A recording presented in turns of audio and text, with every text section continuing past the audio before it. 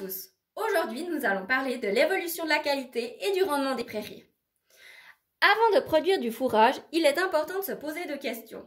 La première concerne comment est-ce que je vais produire ce fourrage? Pour répondre à cette question, il faut connaître le développement des prairies, autrement dit l'évolution de la qualité et le rendement de ces prairies. La deuxième question, quelle sorte de fourrage avons-nous besoin pour l'exploitation?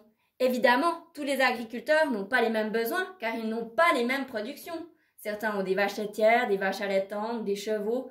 Tous ces animaux n'ont pas les mêmes besoins. Certains auront besoin de plus de nutriments alors que d'autres auront besoin de plus de fibres. Pour vous expliquer l'évolution de la qualité et du rendement des prairies, j'ai décidé de vous expliquer un graphique avec 3 axes.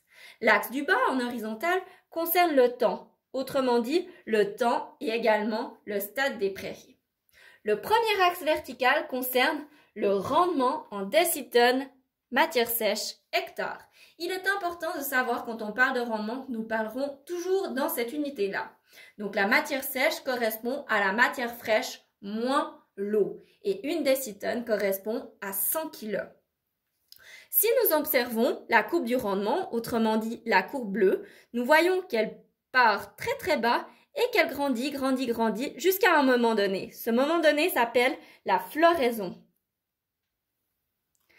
C'est le point le plus haut qu'atteindra la croissance de la prairie, le plus haut rendement. Puis, le rendement va rediminuer, il s'agira de la maturité du grain.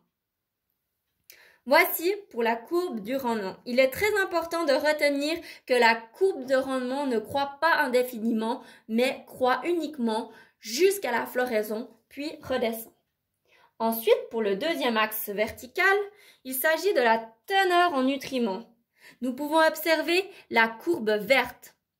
Elle va diminuer tout au long de l'avancement du temps.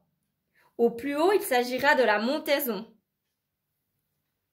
Montaison ou talage. Ensuite, nous verrons que la courbe des nutriments va croiser la courbe du rendement. Il s'agit là du meilleur compromis que l'agriculteur peut faire lors du moment de la fauche, c'est-à-dire c'est le moment clé où la prairie aura le plus de nutriments pour le plus de rendement. Il s'agit là du stade début épiaison, le stade 3. Il s'agit de ce stade. Il est très important de retenir ce stade. Ensuite, la courbe des nutriments va continuer de descendre. Elle va passer d'abord à pleine épiaison où là les nutriments vont descendre un petit peu et le rendement va augmenter et ensuite passer en fin épiaison où là à nouveau ça va de nouveau descendre au niveau des nutriments et augmenter au niveau du rendement. Donc si nous faisons une synthèse de tout ça, nous observons que jusqu'à début épiaison, nous obtiendrons un fourrage riche en nutriments et donc, dès que nous aurons dépassé ce point ici, nous obtiendrons un fourrage bien structuré, autrement dit riche en fibres. Voici pour cette explication l'évolution de la qualité et du rendement des prairies. Une bonne journée!